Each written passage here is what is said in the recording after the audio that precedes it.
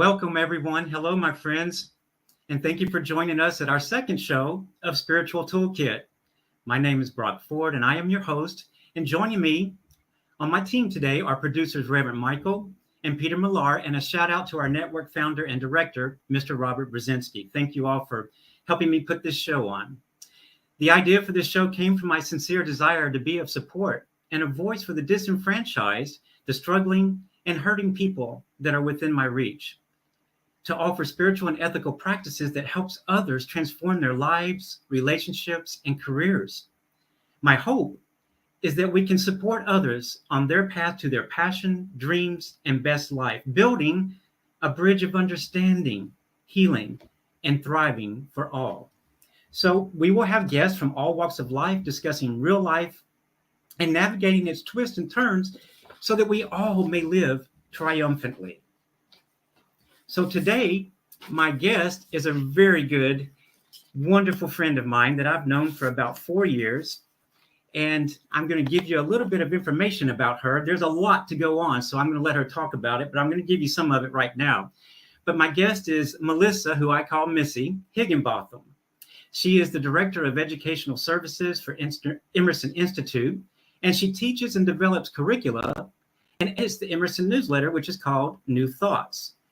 She has a very interesting and long list of spiritual and professional accomplishments, and some of them are esoteric studies, which covers new thought, mysticism, shamanism, plant medicines, aromatherapy, crystal healing, and y'all, this one, color puncture. Missy, you're going to have to help me out with that one, what that's about when we get to talking. She has also taught workshops on vibration and consciousness in Ireland, the Netherlands, Peru, Canada, and the US and Spain. She's also the author of Voicing the Sound Eternal, a book on sound healing and consciousness. She has a music degree from California State University, and listen to this, y'all. She has a master's in logistics from the United States Air Force Institute of Technology. I can't wait to get into that. She also received her doctorates in spiritual studies and religious studies from Emerson Institute and Doctor of Divinity from the American Institute of Holistic Theology. My dear friend is also an ordained religious science interfaith minister and has a wonderfully supportive husband that I just adore. His name is David. So with that said, everyone, let's meet Missy Higginbotham. Hi, sweetheart. Thank you for joining us today. Thank you. Well, thank you for asking me. It's always a pleasure to chat with you, Brock. Sure. So give us just a little bit of a paragraph, sort of to sum up that bio that I just said, and help us understand what that color puncture is as well. Oh, the bio, gosh. I look back at what I've done. It's like, wow. I'm amazed because I've always loved to be creative. It's like having to do something and you dream about something. I tell people, what's your spark? When they come to Emerson, I go, what's your spark? And what have you always wanted to do? And what have you never given yourself permission to do? And let's follow that rabbit hole. Let's be Alice in Wonderland. Let's be it, because isn't it all about the quest? I used to love to listen to the music, follow that star, right? To dream the impossible dream, and to follow that star wherever you go. And so many people, when they get older, they forget about that star. They forget about following that dream because they get caught up in the stuff. And so it's like I can remember going outside and standing by the car with my dad, and we'd look up at the stars. And there'd be that feeling of what is there? There's something, look at the stars at night, and you get the thought of something greater telling you that it's time, it's time, it's time. And so many of us got that feeling, and we didn't recognize it, that it was the call. It's that call. And so it's when I was a little young, when I was real young, my mom did not spare the rod, and so I'd go to church to kind of get away from that. But at the same time, Sunday school was, I love the music, and they would ask, well, what songs do you want to sing? And there were two that, there were really three that I always loved. one was all creatures of my God and King. There's something about all creatures and singing a hallelujah, hallelujah. And and then there was one about dare to be brave, dare to be true. Now that's the only part that I remember that song. And the other one was I would be brave, I would be true, for there are those that love me. I would be brave, for there are those who care. And so, isn't it interesting, because throughout my whole life, it's like I've gotten, I never knew I was clairaudient, because you always think that clairaudience is the voice in the night, but Mm-hmm. it's the songs that come on, are the music that comes through you, that gives you that the lyrics give you messages. And so I go, it's things like that that say, that you're part of God's creatures, and you need to remain true to yourself, and you need to be brave, and no matter what life gets to you, or what happens, it's like if you get down off that horse, then you need to get back up. And so uh and so then I went off to college, uh and then I got married too early, because I wanted to get away from home. And then I got divorced because it was the wrong thing to do, to get married. But and then that's when I went into the Air Force. It was like I figured that there was something outside of Fresno, California, Well, where how did you think that thought, I'm going to go in the Air Force? Where did that come from? my parents always talked about being in the Army Air Corps, and how it was. I don't know. It was always sounded like that was a life changing for them. When you get out of what you've always done, it's like, how can you go back to the farm when you've seen gay Paris? Mm-hmm. If when you get out of your cage, when you get out of all the box, the square hole, and the square box that everybody wants to put you into, and you go somewhere different, and you see that there's something outside of your own small purview, then it's exciting. It's, you see different people try different foods. You see something outside of the 25 miles around your farm. You know, Exactly. and Exactly. I was there, and all I could see was the same, day in and day out, day in and day out, the same. And I thought there had to be something different. And I was getting a degree in music. I was voice performance, and I couldn't see just doing the same thing day after day. And I was vocal director of a dinner theater. I had a kids group that was on TV, but all I could see was doing the same thing day in and day out, day in and day out. And I thought, well, maybe I could go in and do something different. I could go into the service for at least a couple years and see if there was something different to do.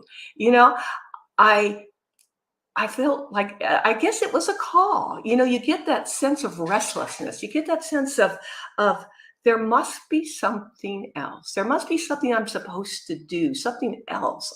This can't be it. So that a lot of times is the call.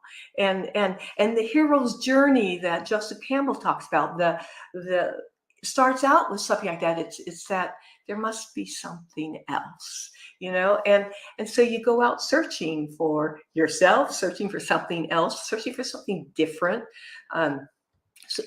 Sometimes people never do, and then they wonder later on, well, what if I had all the what ifs? And I didn't want to have, when it was time for me to leave the planet, to have that what ifs, and and and because that's what gets dispiriting, and that's what makes you sad. Mm-hmm. That's what makes you depressed, because you've essentially given up your own sense of power to something else, what other people have said that you should be or not be. Oh, your ideas are weird, Missy, or your energy is too big, Missy, for us, or you're too loud, Missy, for us, or you're too different. Yeah, I've had that too, sweetheart. Yeah, I So didn't, and I I understand.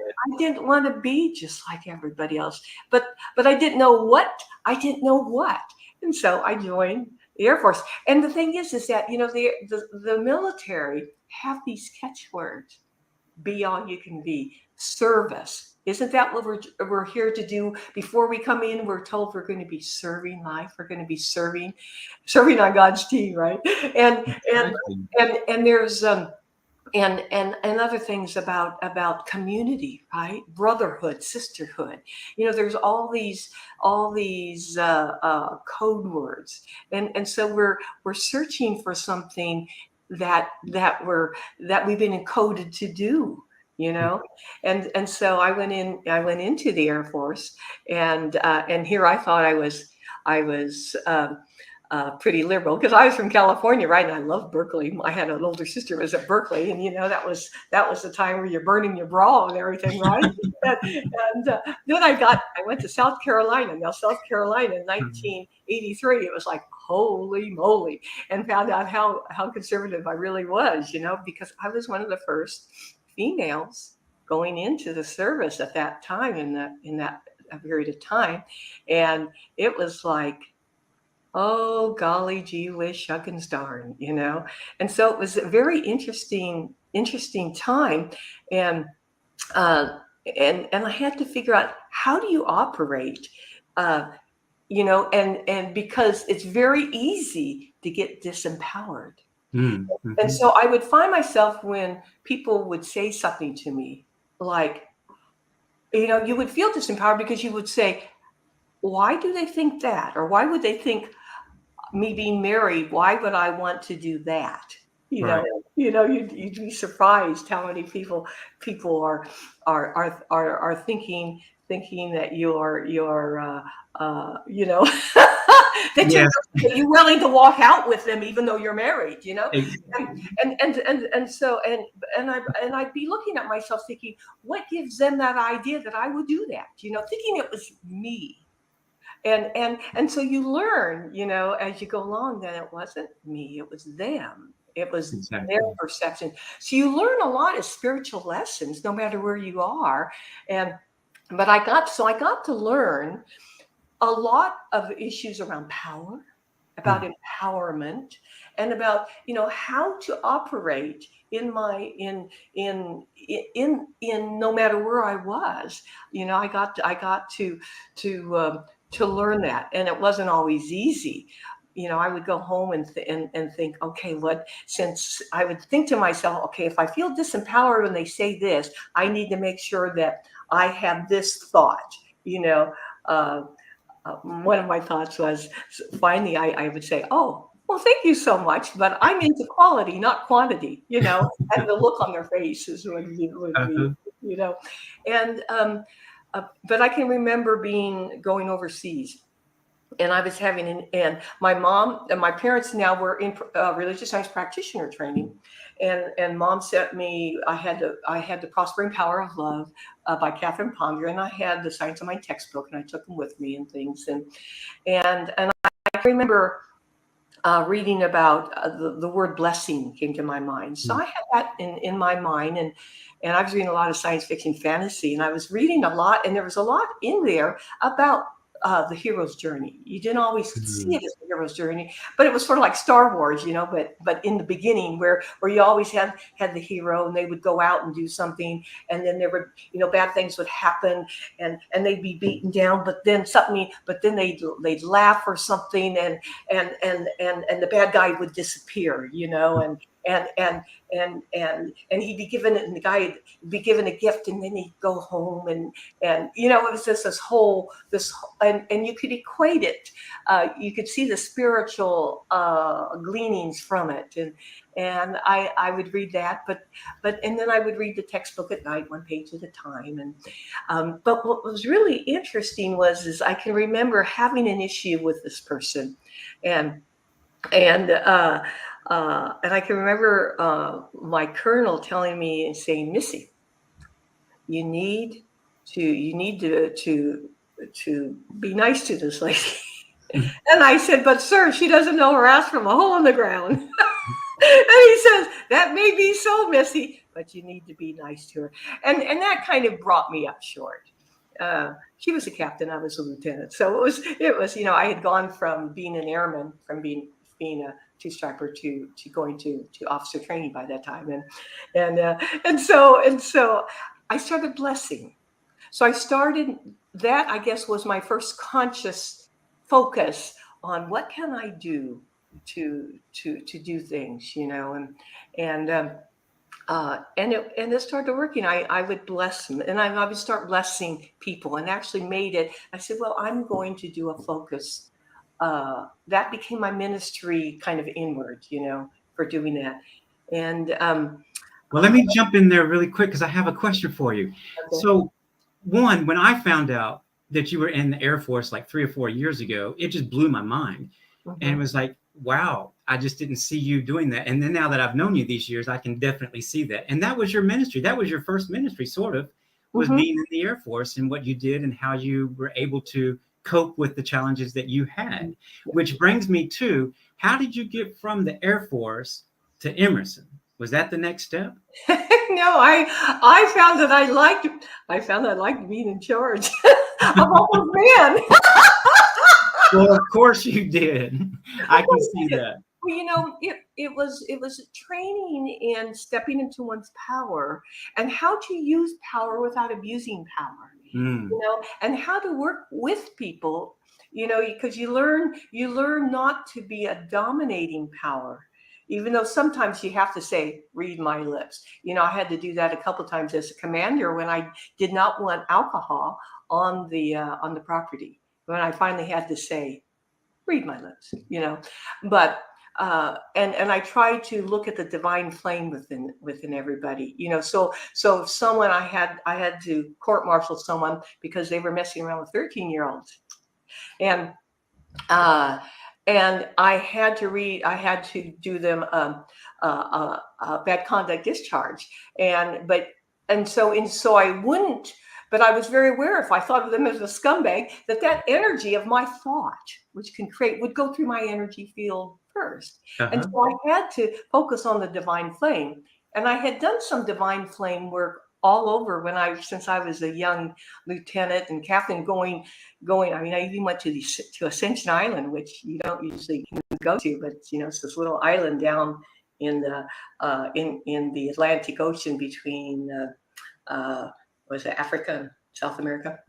And but I would set the flame of transformation. I would land, and I would just imagine that this flame was anchored that would transform thought forms. But it was focusing on not the personality, but on the flame within them. And he would say, well, why are you doing this to me? And I would say, I'm not doing it to you. I am just here to give you the results of your choices. You had choices. You knew you could do this or that. So I was trying to teach a different way of leadership, Mhm. you know, um, and be fair and just, you know, and so that was. And so when I finally retired, finally ended up retiring out of the Pentagon. I was at the Pentagon and I was in Washington D.C. area during 9/11, and then I was on the Joint Staff, and I was responsible for the donations going into Iraq, and the policy, and writing and doing a lot of stuff up there. And so I then went and became the liaison for the commander for U.S. Transcom, and the DC, for him and for the Washington D.C. area, and then retired in 2016. I had a dream. My dad said, "You need to get out of the D.C. area. Things are gonna happen." And so I retired, and then we finally left in 2019. Uh, but in 2015, my sister, Dr. Sandy, called and said, who's in charge of ecclesiastical studies for Emerson, and she said, because I had told her I'm not going to get a doctorate unless it can be in consciousness studies. And she called me and says, "Hey, Emerson, you need to check out Emerson." So I went in Emerson. They had spiritual studies. So I got hold of Angie, and Angie had been a family friend for a long time. And Angelo being the Dr. founder of Angelo Emerson. Costello being the president of Emerson Theological Institute. And the spark happened. I was doing 4 classes at a time. I had one book in the bedroom. I had another book in the living room. I had one in the bathroom. I had one in in the kitchen. Because when it would happen, I would read one, and then while part of my brain was, let's say you're reading the textbook, right, and you want a break, so you might read the Lost Mode of Prayer. You might read something that's a little bit lighter, and then you might read something that's maybe Prospering Power of Love. Something that's even a little lighter. Mhm. And so then when I was doing all the homework, I was sending in like 4 classes at a time, and and so I did my practitioner work. I'd been doing Science of Mind for years. Mhm. I carried the stuff with me. I was doing science. I was doing practitioner work without being a practitioner because I followed the 5 steps because my parents were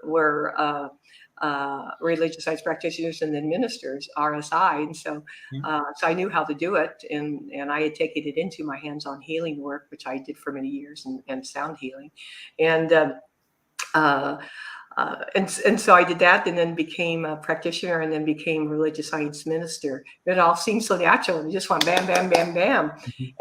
and I went home to California to see family. Went up to see Angie and Oakhurst, and I said, I want to work with Emerson. He didn't believe me, and then a year later, I started writing classes, and he started approving them, and then. And then I just started sending them classes, and that's how it all started. I started sending them classes, and then people started wanting to take them.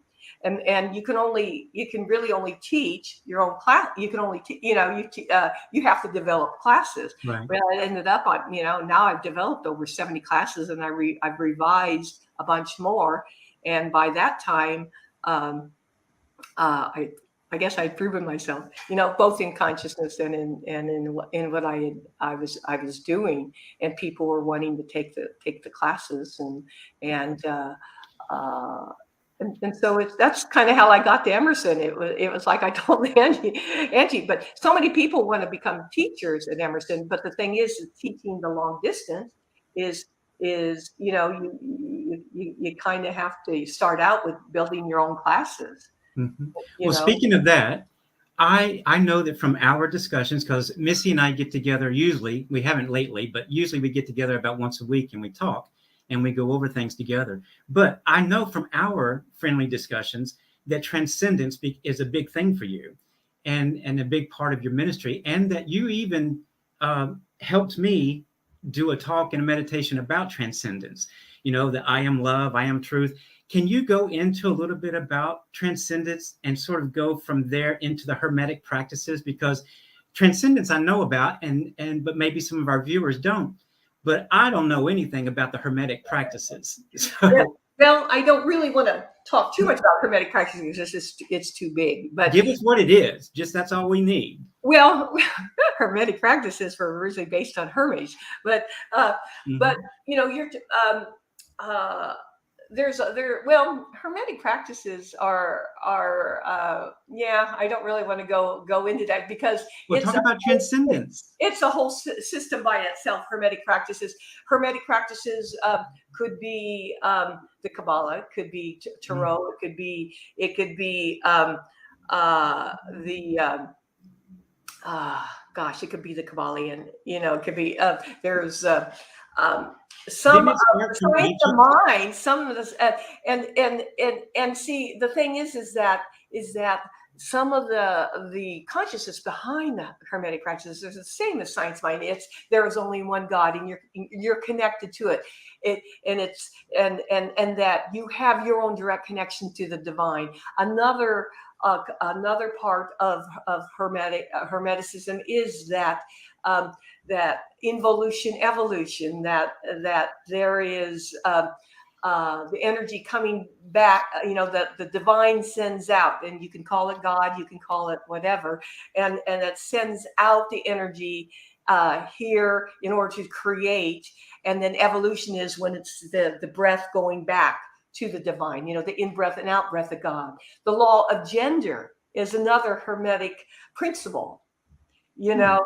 So the practices of hermeticism is based on, you see, the hermetic principles. That's why It's every that's like saying talk about Christianity, you know. Oh, okay. You see what I'm saying? So you have Hermetic principles, which are involution, evolution. You know, the part about the oneness. You know, the law of gender, that there's female and male, and you have to come into harmony and balance. You know, the polarization, the law of polarity. So those are all having to do with Hermetic principles, which everybody different organizations have their practices built on. Do you see? I see. That's I see. why I can't tell you about the practices. It's too big to talk here. But now transcendence. Well, hold on with transcendence for a second, because I'm getting a note from my producers. They want to take a break. Oh, So, absolutely. We can and then take we'll a come break. back and we'll talk about transcendence, because I know you love to talk about that Oh, too. yeah, yeah. So everybody, we'll take a quick break, probably about 2 minutes, I think. And we'll be right back in a moment with Reverend Dr. Missy right here, y'all, on the Spiritual Toolkit on New Thought Media Network. Don't go anywhere. We'll see you in just a few minutes.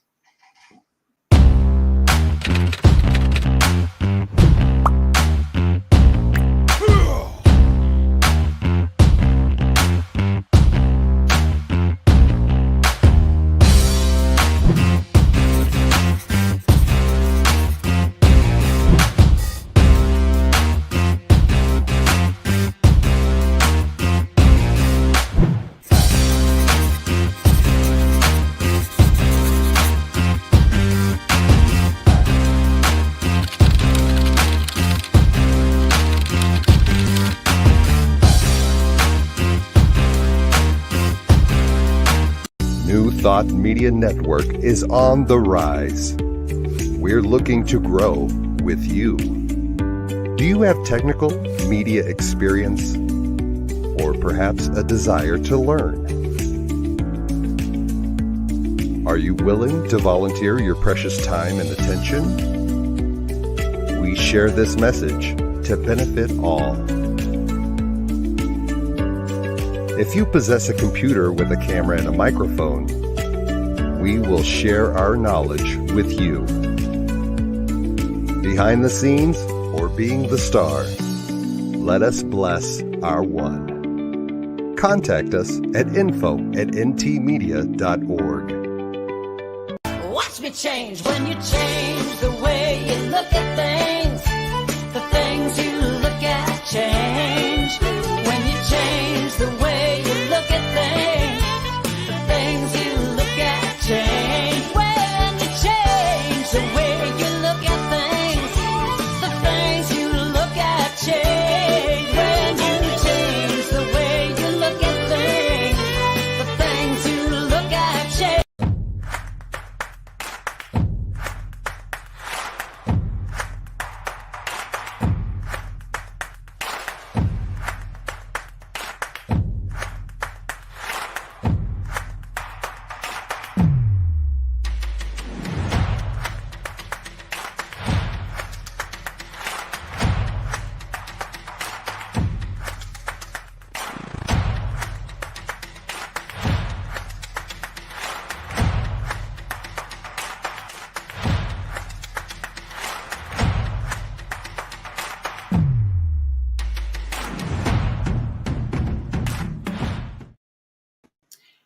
And I believe we're back with Spiritual Toolkit on New Thought Media Network. And Missy, we were talking about transcendence. Yeah. And you went Let's go into that a little bit.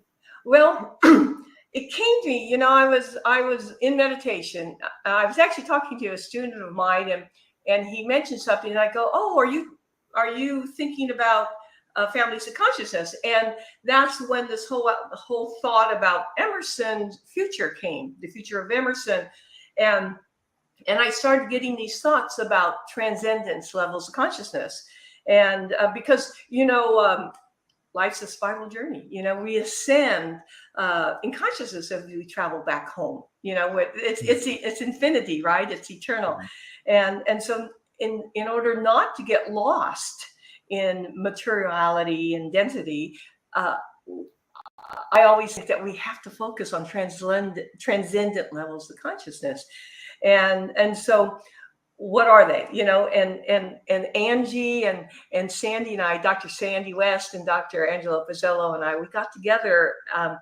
uh, and we started thinking about, I had put some down in a circle, what those aspects or facets of mastery are, states of consciousness. Because on some of them, you'll see in different areas, in religious areas, you'll see that you think they're aspects of mastership, but there's really results of the aspects of mastership. Results is what you said? Yeah. I mean, like judgment is not an aspect of, that's a result of something. It's not an aspect of mastership. It's not, I don't get to be an expert in, I guess I could become an expert in judgment, but, discernment is a higher level of Yeah. what to say. And so it's, so transcendence is moving, and I wanted something that we could focus on to get people from a state of becoming to a state of beingness. Mm. In the old mystery schools, it would be saying, can we get them from the outer court to the inner court? Mm-hmm. And so we developed a wheel that, and then we developed I am claims, I am the frequency of the divine emanating out and touching all with, and it was called the transcendent I am, Okay.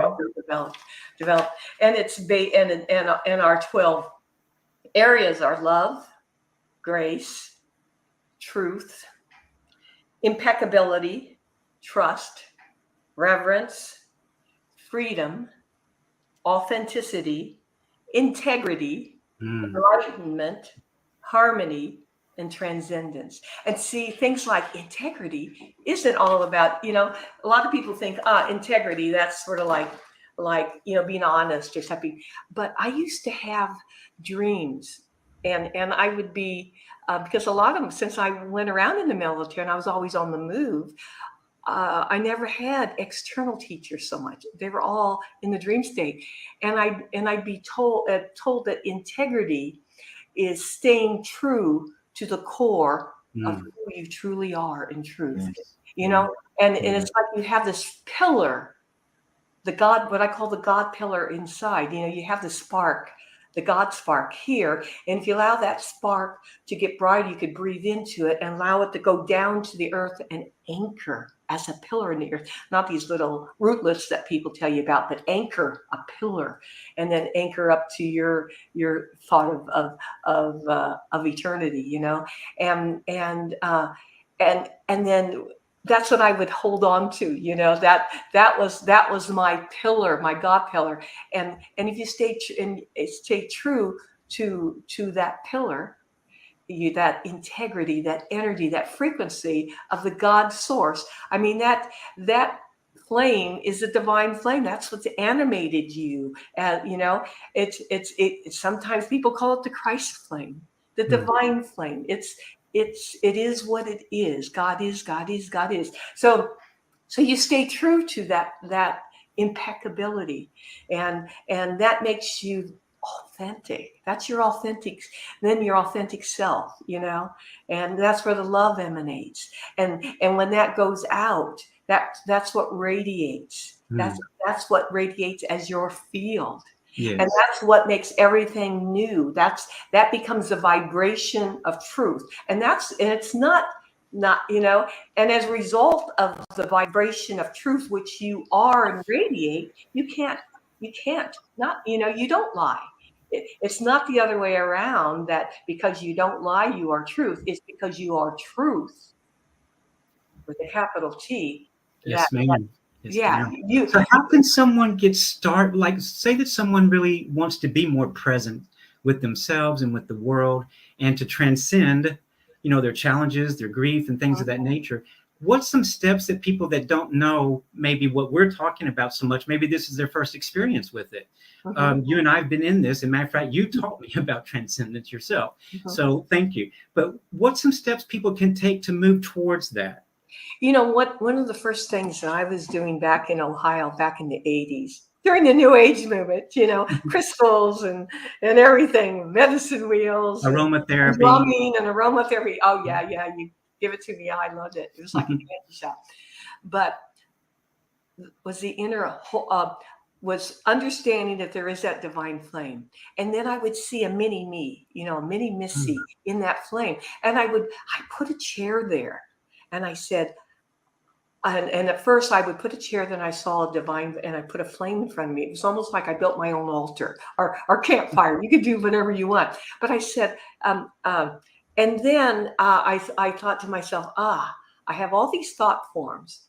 If that's a divine flame, then let me take these thought forms. I would go like this kind of in my energy field, and I would throw them into the flame. Here's all the resentment, the anger, and I would just throw them into the flame. And then with my creative imagination, I would see it explode into like white light, and I called it the divine light, the Christ light, whatever. It is what it is, it's the light of transformation. So I would put a flame there and throw it into another. There are different frequencies of light you can use. You can use, you don't want to use bright white, you could use a golden white would be nice, or you could use a violet, or you could, but it's gold is a very divine color.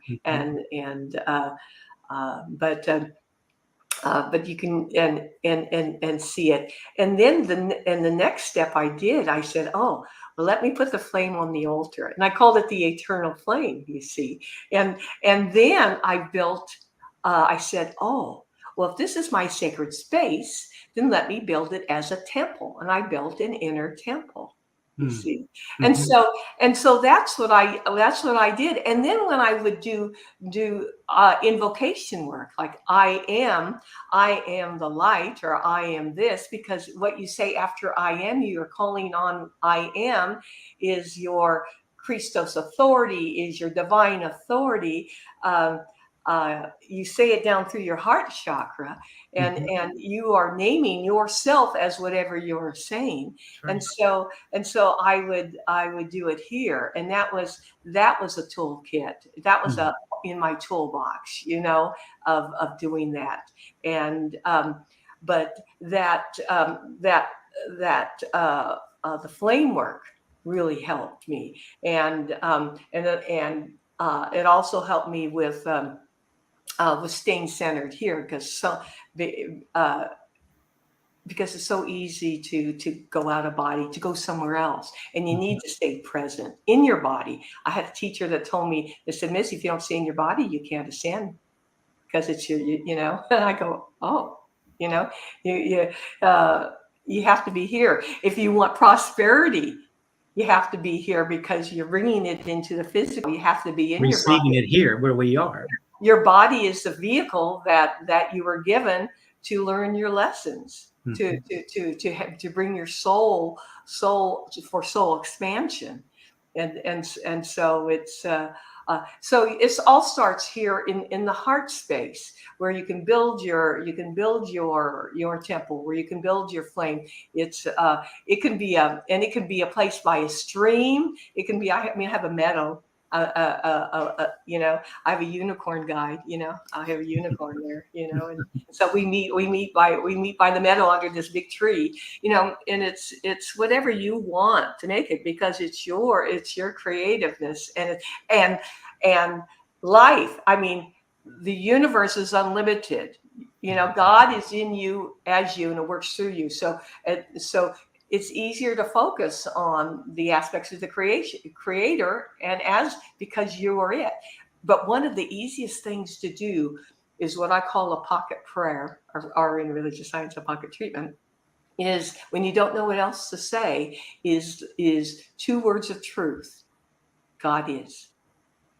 So you can be here, and if you see something happening by the side of the road, an ambulance going by, or someone's hurt, and you don't know what to do, you can say it out loud, or you could say it in your body mind, not in your head, but your whole mind, which is your consciousness. God is. Another is let there be light. But God is, because that's truth. In the beginning was Word, Word was God. God is. So you could say, I am Word, through something, because you're saying, bringing the action of the divine. You could say divine order is there now. And you can do that with storms. The tornadoes are coming in, and you can say, I now ask for divine order in that storm system. Mhm. And I give thanks and let it be so. God is, so if God is the easiest tool in your tool chest. You're knowing that God is in everything, and it's not your responsibility to fix anything. You're just here to know that God is, And to experience it. and to Mhm. and to experience it. It doesn't And to mean put it back out in the world. yeah. And yeah, we don't always experience what we consider the greatest thing, but the thing is, if we can see, Mhm. if we can learn something from it, and flip the grid so that it goes from and see what that's one that's been a hard lesson for me, but I what's the gift? And usually the gift is a more powerful me. It's taking my power back, and it's not blaming anybody else. It's not someone else's fault. It's like cleaning up my own messes, you Mhm. know, and everything you learned in kindergarten, and clean up your You know, yeah. I did a talk recently on, well, I am as well, because that's very important, but spiritual and ethical living. And that's a big, huge talk or I guess, topic for me that I want to get out into the world. But when we realize what you were saying in a different way, in my mind, when we realize that we are the one, we are connected, we are God expressing, there's only the one, then that thought, that decision, I say in my talk, is that changes everything for us. It changes the way we behave, the way we talk, the way we put out into the world. It changes our energy, that's our aura around us. So that when we believe we are one with everything, then it makes us have humility. It helps us to have compassion. And it helps us to see God in the other people. And it raises them and they feel it and then they want more, Yeah, right? absolutely. I like the fact when you said compassion, because one of the things that people forget is to have compassion for themselves. I used to think, gosh, I can get bruised with kicking myself, because we're perfectly imperfect, and we don't do things all the time like we would want to, and we have to be okay with that. We get because of our history. We have to let our history go. God is through our history, and we have to say, okay, God, take the history. Take the history. It's let it go, because it is what it was. And it's made us what we are today. And we have to realize that we have our level of understanding, we have our level of love and compassion in this moment, Mhm. and just because of all the lessons we learned. And God, I wouldn't want to go through it again, but a lot of stuff. But But you came through it, and you came through it well. and I understand situations and people where they are a lot better, and that's good. And you can and you don't you it's easier than to go from judgment to discernment, to saying, okay, it's okay, you It know. is. It It is. is, yeah. And And my not mentor, taking Martha Creek, responsibility for them. exactly. My mentor, Martha Creek, says something to the effect, and she says it different ways for different reasons, but something to the effect of, sometimes I am, sometimes I'm not, or sometimes I do these things and sometimes I don't. Hmm. But the point is that when we can remember to connect, when we're maybe in a reactive state or a sad state or a depression or something of that nature, or something has just happened, when we can remember those steps of the transcendence will, I am, we can change the script, and it changes our heart, and it changes our aura, and it changes the people around us as Yeah. well. So, but Hmm. it's sometimes it's really hard because I slip myself, and it's, I can react like that. You can ask Peter, but but I can react, and then I go, oh, I'm reacting, and I Hmm. remember that transcendence, and what is my love, and what do I want to put out right here, Hmm. so. Um, one thing I want to know before we go, we've got about 6 or 7 minutes left. Give me just a brief description, because I want to ask you a couple more things. What is color puncture? I don't know what Color that is. puncture is acupuncture using a pen that has colored crystals on the end. They're crystals that are not ones from the ground, but they have been made by what's the company that does those really neat crystals for chandeliers? You know, it's I don't know the I company. can't remember, but anyway, they're specifically made colors, and it's a system using Korean acupuncture points, and it's done by developed by Dr. Peter Mandel out of the Mandel Institute of Switzerland, Austria, and Germany. Mhm. So that essentially, in a nutshell, is what it is. It's Thank you. acupuncture in color. Thank you. I mean, I was trying to figure out what I Yeah, thought. Swarovski. That's it. Swarovski. Swarovski. Very good. Thank you for sharing that. And then I've got 2 more questions for you, and I think that'll take us out. Would it be okay if we discuss just a little bit about our project together with Emerson? Yeah. Oh, sure. Because let me just tell people really quick that Missy and Angelo, as I call him, she calls him Angie. She goes much further back with him than I do. But Missy and Martha Creek and Angelo Pizzello, along with his wife Stella, completely helped me transform my life and got me into Emerson and on a new path and all those different types of things. And so I want to give back to Emerson because it's very dear to my heart, and I call these people my family. So we're going to start a project together, and I'm very excited about it. But Missy, why don't you want to announce what it is? Yeah. Well, Brock is developing, and he's some curriculum that he's been taking out and to different centers having to do with diversity, and so he's looking at different areas and starting to outline the needs out there of different centers, different organizations, of what type of diversity programs are required, and so what it's heading towards is diversity programs for Emerson. So he and I are going to be. It's going to be mostly Missy on the sideline watching Brock bring his dream into realization and manifestation, but the diversity programs, so that we can offer this to the community. And we don't know what it's going to look like yet, because that's one of the things. What does Source want? You know, what is needed out there? And so he's doing the research. And as he does the research, he's building the building blocks to support that research, and in order to feed the community. So that's what we're working on right now. Exactly. Thank you. And I'm so honored to be able to do that with you guys. And it just touches my heart. And I believe that through this diversity department, which also includes civil and human rights, it's not just the LGBTQ areas, but I truly believe it's going to help the students that want to take those classes, maybe because they're looking for transformation in their life. It's going to help parents and family members be able to understand and know what it means for their children to be trans or LGBTQ and things of that nature, and how to use spiritual principles to interact and to have a wonderful relationship with each other. So I'm very excited about it. We could talk the rest of the day about it, but at any rate, and I guess Michael and Peter, we're getting close, I believe.